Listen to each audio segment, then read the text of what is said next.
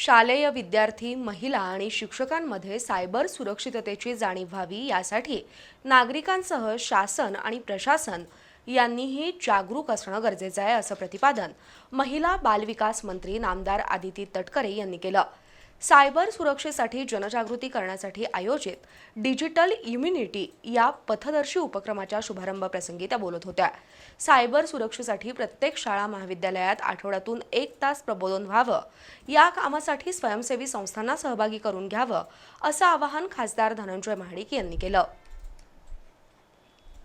राज्य महिला आयोग आणि जिल्हा प्रशासनाच्या वतीनं शालेय विद्यार्थी, महिला आणि शिक्षकांमध्ये सायबर सुरक्षेबद्दल जनजागृती करण्यासाठी डिजिटल इम्युनिटी उपक्रमाचा शुभारंभ झाला। शाहू स्मारक भवनमध्ये झालेल्या या कार्यक्रमात राज्याच्या महिला आणि बालविकास मंत्री आदिती तटकरे ऑनलाईन उपस्थित होत्या। त्यांच्या हस्ते या उपक्रमाचा शुभारंभ झाला, तर कार्यक्रमाच्या अध्यक्षस्थानी खासदार धनंजय महाडिक होते। नामदार आदिती तटकरे यांनी सायबर सुरक्षेचं महत्त्व स्पष्ट केलं।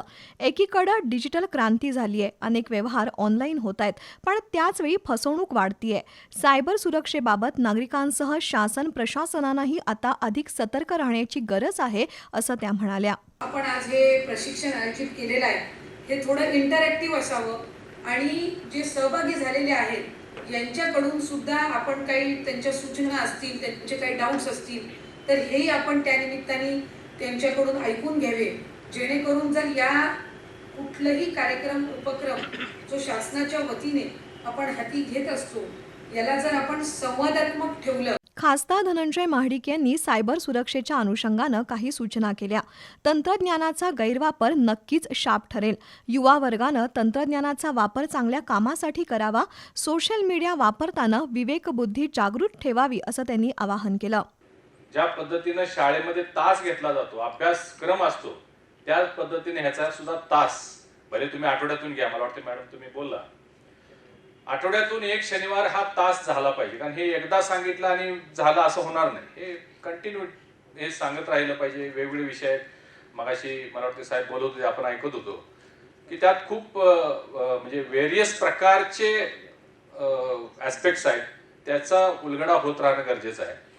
आणि दुसरं मला सुचवायचं की ज्या पद्धतीनं शासन प्रशासन यामध्ये सहभागी होत आहे, आपण काही NGOs ना सुद्धा मॅडम यामध्ये इन्व्हॉल्व करून घेतलं पाहिजे। कोल्हापूर जिल्ह्यामध्ये शेकडो NGOs आहेत ज्या खूप चांगलं काम करत आहेत।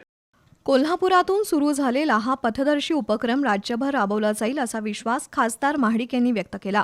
इंटरनेट, सोशल मीडिया, AI यांचा वापर वाढत आहे, तर त्याचवेळी ऑनलाईन फसवणूक, सायबर छळ आणि मीडियाचा गैरवापर होतोय।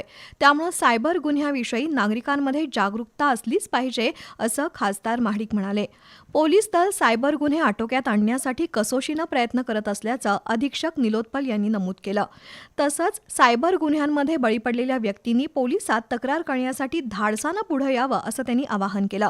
यावेळी जिल्हाधिकारी डॉक्टर विजय राठोड, आयुक्त राजेंद्र भारुड, मुख्य कार्यकारी अधिकारी डॉक्टर जस्मीन यांच्यासह मान्यवर उपस्थित होते।